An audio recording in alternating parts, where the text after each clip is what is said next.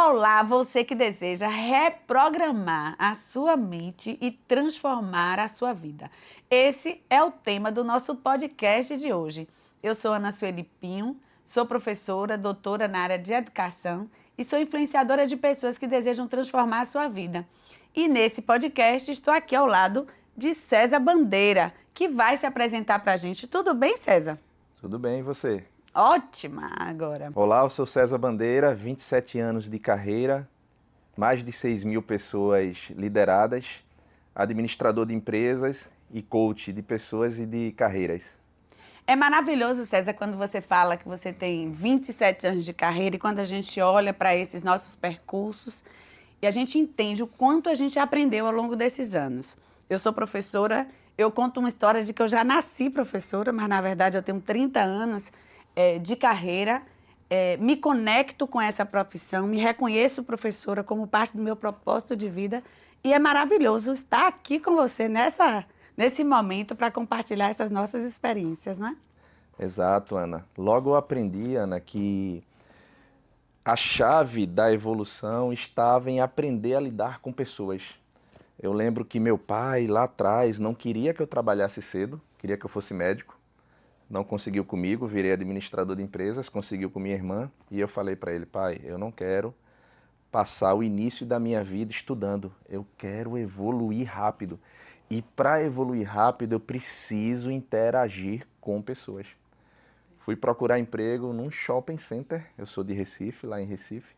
E o meu primeiro emprego foi de vendedor de livros, no balcão, atendendo pessoas. E aquilo me fez evoluir mais rapidamente como ser humano. Perfeito. No meu caso, eu sou professora desde 8 anos de idade, porque eu já me reconhecia na sala de terceira série. A professora dizia, Ana, você terminou a atividade, ajude os colegas. E quando eu ocupava aquele lugar, eu já me sentia a professora daquela turma. Então, isso foi crescendo dentro de mim. Só que, às vezes, César, leva tempo para que você se dê conta desse processo, porque tem uma história que está lá atrás, na infância, mas que leva tempo para que você possa, de fato, tomar consciência desse propósito, né?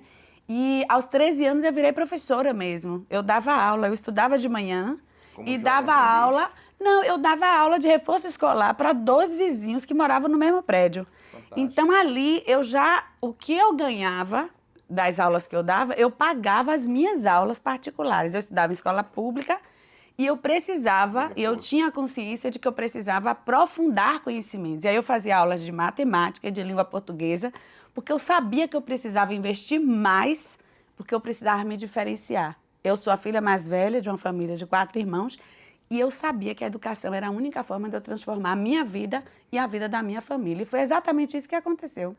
Perfeito, Aninha. Eu vou te falar do meu primeiro insight, quando realmente eu entendi que eu era um pouco diferente e acima da média na vida profissional. Depois eu queria te escutar para você falar também qual foi o primeiro momento que você enxergou que você era diferente. Eu estava ali na livraria, na verdade era uma loja de varejo.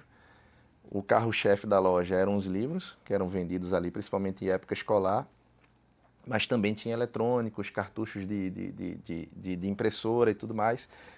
E nesse dia eu estava no meio do salão, poucas semanas ainda na loja, eu não conhecia todos os produtos da loja, e uma cliente me abordou e perguntou, amigo, o que é isso aqui? Era uma embalagem ali, um pack de 2 cartuchos. Só que no pack você tinha os 2 cartuchos na cor preta. E eu falei, meu Deus, o que é isso aqui? Eu vou arriscar. Quem não arrisca não evolui, né? Exatamente. Quem não arrisca para no tempo. É preciso ousar. E aí eu ousei e falei, olha, deve ser o cartucho. Eu falei, deve ser não, desculpa. Eu falei, é o cartucho reserva. Para você, quando o primeiro cartucho não acabar, você não precisar voltar na loja. Sim. Então você vai ter um cartucho reserva em casa pelo preço de um cartucho e meio, né? Porque você tem um desconto. E aí ela comprou o cartucho, logo quando ela comprou, ela abriu para conferir se era um cartucho reserva e realmente era. Aí eu falei, opa, eu ainda com 19 anos mais ou menos, opa, eu sou diferente. Eu arrisquei e deu certo. E deu certo. É preciso, antes de tudo, acreditar na sua capacidade de criar, não é? Porque, assim, tudo que a gente faz na vida é criação. E as nossas criações, elas se dão de forma permanente. E a gente precisa ter atenção ao que a gente está criando, porque a gente começa a criação no pensamento. E quando a gente fala que é preciso reprogramar a mente, é exatamente isso. É preciso pensar diferente. Porque se você pensa sempre da mesma forma, você passa a vibrar naquela frequência daquele pensamento e daquele sentimento, e isso vai influenciar o seu comportamento. Então, por exemplo, eu vivi uma experiência mais recente, e você acompanhou isso, porque é muito interessante a gente contar por que a gente está aqui hoje, né, nesse podcast. A gente treina na mesma academia e a gente se conectou fazendo os exercícios. E esse processo de transformação pessoal aconteceu exatamente porque eu entendi que eu precisava modificar a minha mente, a minha mentalidade, para entender que o meu corpo, uma vez mudado e transformado, ele também ajuda a transformar a mente. E não tem, né, César, um ponto de partida, diz assim, é a mente que muda primeiro ou é o corpo que muda primeiro? Não tem uma receita. Você precisa ir, né? Então, na hora que você dá o start, você diz, eu quero, eu vou transformar, e você começa a mudar os hábitos. Então, você passa a ter uma rotina diferente, você vai construir um hábito que é constante, né? Porque para que ele realmente se consolide, ele precisa ser regular. E a partir do momento que você toma pequenas decisões, você pode ter resultados extraordinários, que foi exatamente o que aconteceu comigo. Eu passo a treinar, isso vai gerando serotonina, eu vou me sentindo endorfinada, aquilo passa a fazer parte do meu processo e eu começo a sentir prazer de fazer aquilo. Construção de mentalidade e de disciplina. Isso. Então você aplica a disciplina no treino, daqui a pouco você está aplicando a mesma mentalidade de disciplina em outros pontos da tua vida. Isso que você está falando tem total pertinência porque eu uso o meu corpo hoje como metáfora.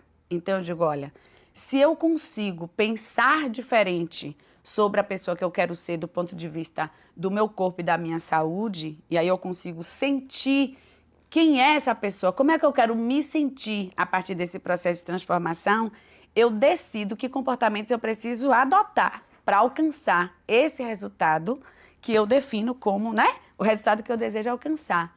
E isso é uma metáfora que nos ajuda a pensar qualquer outra criação que a gente deseja na vida. Então, isso se aplica a qualquer área. Então, a gente vai usar a metáfora do corpo, mas a gente pode pensar isso no trabalho, nos relacionamentos, na forma de ganhar dinheiro, na forma de conhecer e ampliar nosso network, nossa rede de relacionamentos de amigos. Então, na hora que você aprende a reprogramar a mente para construir uma outra forma de vida, isso é uma transformação radical, não é? Exato. Você precisa aplicar ali um conjunto de situações entre a mudança de mentalidade. A mudança de mentalidade é só o primeiro passo, é um passo muito pequeno. O mais difícil é você executar aquela mudança de mentalidade. Você vinha sempre com a mesma linha de pensamento ali. E você não tinha força mental suficiente para mudar aquela linha de pensamento. Você avançou um passo, conseguiu evoluir no quesito de mudança de mentalidade. Você precisa agora, de repente, fazer o mais difícil, que é executar aquela mudança de mentalidade. Porque querer não é poder. Poder é fazer. Querer numa sinapse ali de 2 neurônios, você quer. Isso. Mas e aí fazer? Fazer, você tem que organizar logística, você tem que realmente sair da zona de conforto. A manutenção da zona de conforto não leva ninguém a lugar algum, né? Você não evolui. Você evolui quando se coloca numa posição desconfortável. Então, vou treinar 1h30 por dia. E eu não gosto de treinar. Mas eu vou treinar 1h30 por dia e sei que daqui a pouco isso vai se transformar num hábito e eu vou passar a ter prazer em treinar. Isso é mudança de mentalidade aliado a uma execução correta.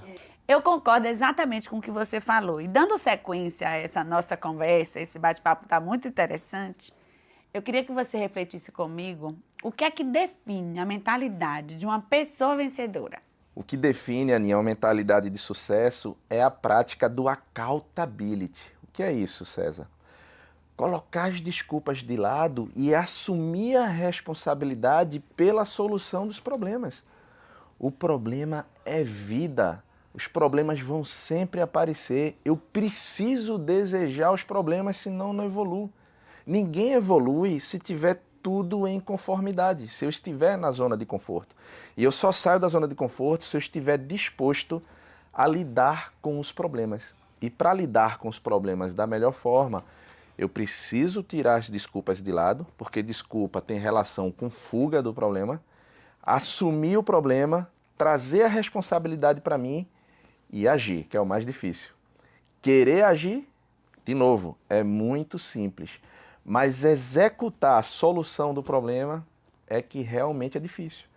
Mas a gente precisa realmente estarmos dispostos a agir e praticar o accountability, focando na solução do problema. César, isso que você fala é muito importante para a gente pensar e tem uma crença limitante, né? Eu estou fazendo um curso que eu tenho refletido sobre isso, de que quando a gente fala da vida da gente, a vida é regida por leis universais.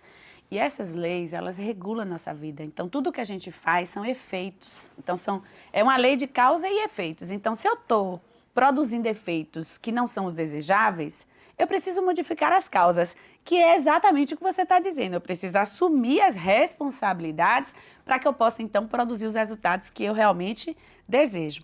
E aí, uma crença que é comum nas pessoas é: eu não sou responsável por tudo que acontece. E aí a vida dessa pessoa é um pouco o que ocorrer. Porque se ela não assume as responsabilidades, dificilmente ela vai produzir os resultados que ela quer. Então, no exemplo que eu dei no meu processo de transformação corporal, era exatamente isso. Eu assumi as responsabilidades daquilo que eu queria produzir. E aí eu co-criei uma realidade diferente daquela que eu tinha. E hoje eu tenho consciência de que para manter o corpo que eu tenho, eu preciso ser constante nas minhas decisões. Então eu preciso ter comportamentos regulares, que é resultado dessa disciplina. E isso exige um processo de autoconhecimento. E aí eu queria falar sobre isso porque às vezes a gente acha que esse processo durou 2 meses, 3 meses, no momento que você começa a ver a mudança corporal. E na verdade não é. Esse processo é resultado de um autoconhecimento de anos. Tem uma metáfora que a gente usa, que é a história do bambu. Você planta uma semente de bambu e ela fica ali. E pode durar 5 anos para que esse bambu possa nascer. Mas eles estavam ali. No dia que ele está pronto, o bambu sobe. E é exatamente isso, porque às vezes você começa a ver o resultado num curto espaço de tempo, mas na verdade esse é um resultado de anos de você olhar para dentro. Não é possível chegar nesse resultado se você não tiver a capacidade de olhar para dentro para saber de fato quem você é. O accountability é o inverso do paradigma.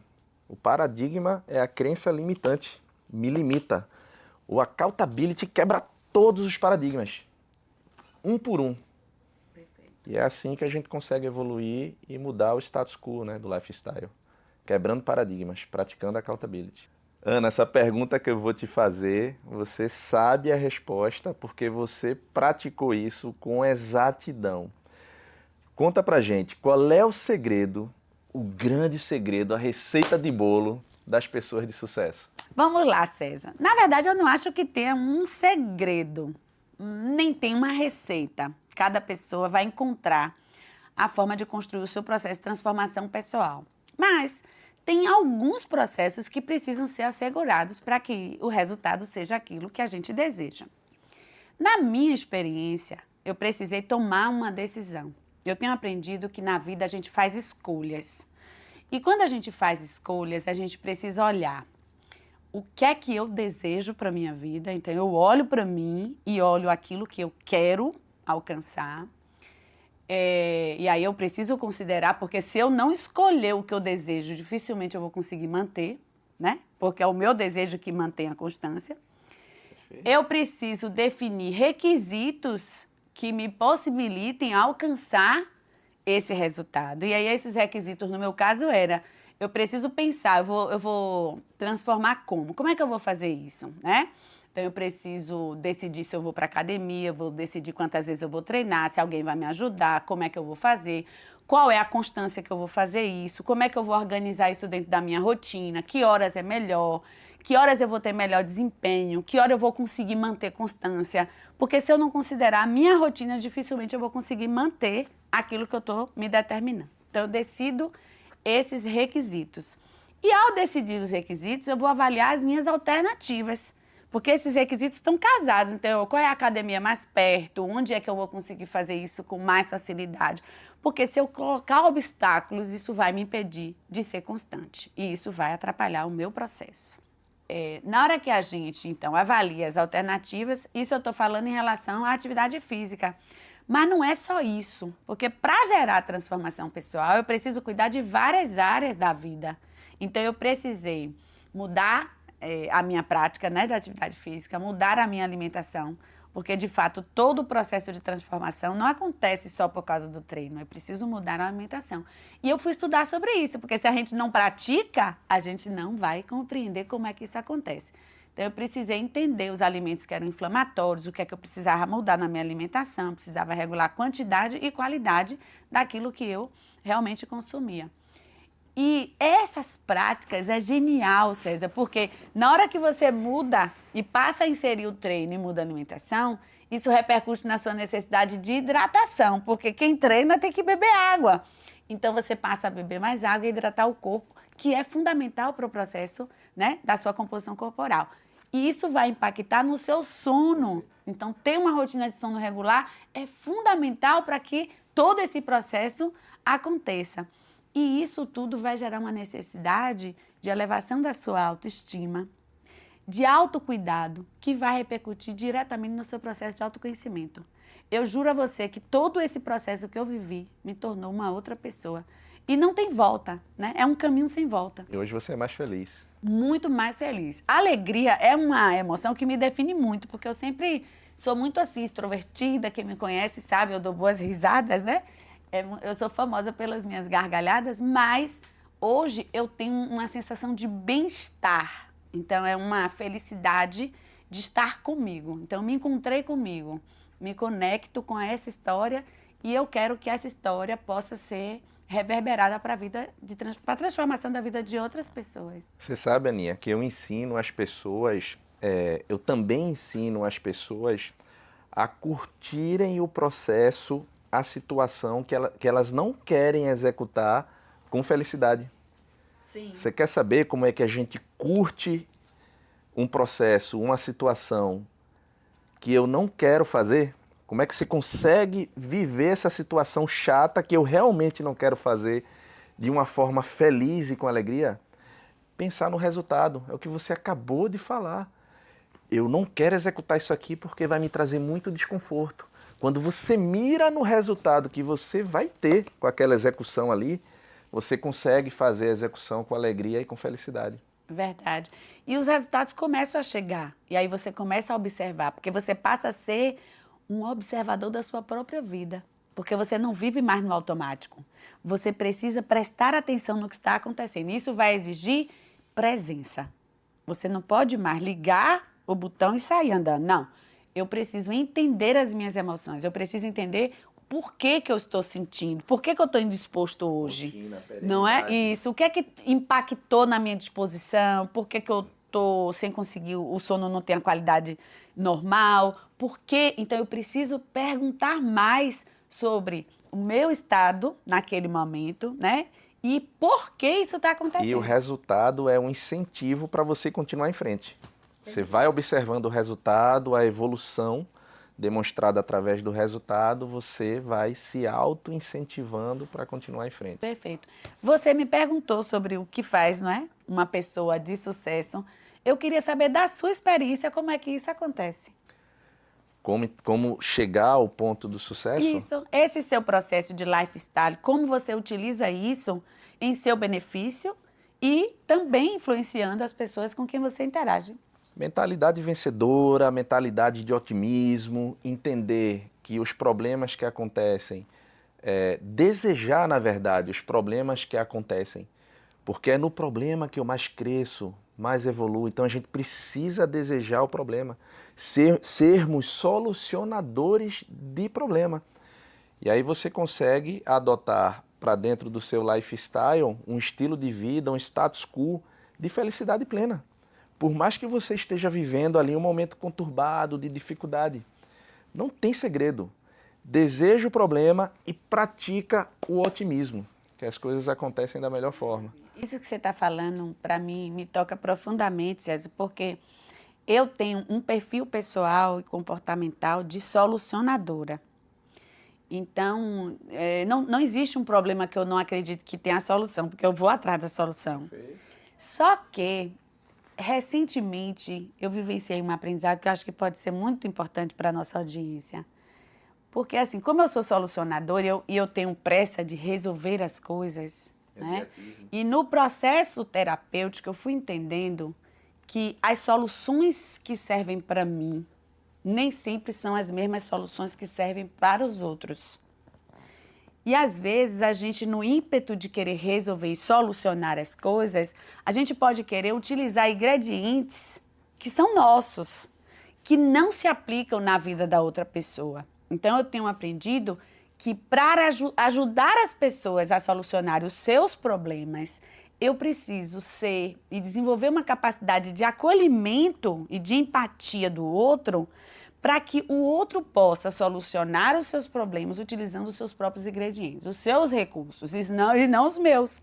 Porque os meus servem para mim, eles nem sempre servem. Isso se aplica na relação com a minha filha, isso se aplica com os amigos, com a minha família de modo geral, com as pessoas com quem eu me relaciono no trabalho.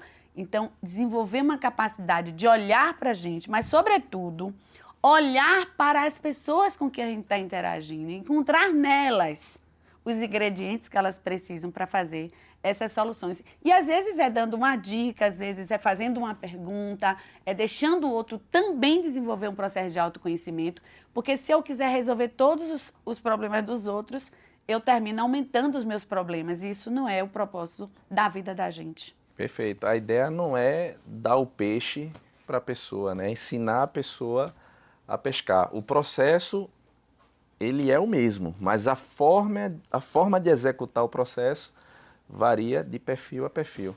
Então, uma temática que tem tudo a ver com o que a gente está conversando é da comunicação não violenta. E eu tenho aprendido que, assim, quando eu estou diante de um problema que o outro provoca em mim, César, aí eu fico pensando assim, eu olho para o problema porque eu preciso identificar qual é o comportamento de César, por exemplo, que César tem em relação a mim que me incomoda. E aí eu tomo consciência, eu não gosto, por exemplo, que toda vez que César combina comigo um compromisso, ele chega atrasado. E isso me incomoda. Não é verdade não, viu? Não, é um exemplo. E aí eu tomo essa referência, porque eu digo, agora eu sei o que é que está me incomodando. E aí eu tenho que olhar agora para mim, não tem mais César, tem eu, Ana. Eu olho para mim e vou pensar, por que que esse comportamento de César me incomoda? O que é que eu sinto quando isso acontece? Recortei agora o meu sentimento. Qual é a minha necessidade diante desse sentimento? Eu tenho uma necessidade de ser mais respeitada, de ter meus horários sendo considerados, de ser respeitada. E aí eu posso eleger, né, as minhas necessidades. Tomando consciência disso, eu posso chegar para César e dizer, César, eu tenho uma necessidade disso, disso. E aí eu vou compartilhar e digo, olha, eu gostaria de lhe fazer um pedido. Você pode, toda vez que a gente combinar um compromisso, você cumprir o horário e aí você vai tomar uma decisão. Eu não controlo o que você faz. Eu lhe fiz um pedido, não controlo o que você faz com o meu pedido, mas eu vou poder observar e você, se a minha relação com você for importante, você vai pensar 2 vezes antes de se atrasar novamente. Isso tem um valor nas relações, porque isso qualifica a nossa comunicação nas relações. O que é que você pensa sobre isso? Você sabe, Aninha, que a base de uma relação saudável é a prática da gentileza e cordialidade. E eu tenho uma técnica para momentos críticos na relação ali, que eu adoto e funcionam muito bem. Vou te dar um exemplo. Alguém me irritou profundamente, descumpriu uma orientação ou me distratou. Eu não faço a réplica, eu não respondo aquela pessoa nos 15 minutos seguintes. Eu só deixo para responder aquela pessoa depois dos 15 primeiros minutos. E aí eu consigo responder de uma forma equilibrada, com gentileza e cordialidade, mesmo que eu não tenha recebido a mesma gentileza e cordialidade. Então isso para mim é a base de uma relação saudável. Você deixa esfriar, não é? Para que você não haja com o ímpeto. Deixo esfriar e aí eu consigo preservar a relação, evitando o litígio. Então, disso tudo que a gente está conversando aqui, a gente já viu que ser uma pessoa de sucesso parece que não é uma questão de sorte, né? É uma questão de construção de hábitos. Hábitos que podem nos levar à transformação da própria vida. E quando a gente fala de hábitos, essa é uma palavra que parece que está relacionada somente a fazer atividade física ou mudar a alimentação. E, na verdade, hábito tem a ver com todas as áreas da nossa vida. Me fale sobre isso, César. O que você acha? Aninha, a construção de bons hábitos, ela acontece de forma lenta e perene. Ninguém é perfeito. E não existe o livro escrito assim, a perfeição. Você não vai encontrar a perfeição escrito em lugar algum e dentro da mente de nenhuma das pessoas. Então você evolui hábito a hábito. Você avançou na construção de um bom hábito. Esse bom hábito vai puxar outros hábitos positivos que vão agregar positivamente para o seu lifestyle, para uma mentalidade de sucesso. É verdade. E aí eu fico pensando que todos nós, quando nascemos, nós nascemos com algumas potências. A gente pode chamar isso de talentos. E esses talentos, eles precisam ser desenvolvidos, porque a gente não nasce pronto, né? Como seres humanos, nós somos seres incompletos. Então, sempre temos a necessidade de desenvolver os talentos que nós já temos uma predisposição.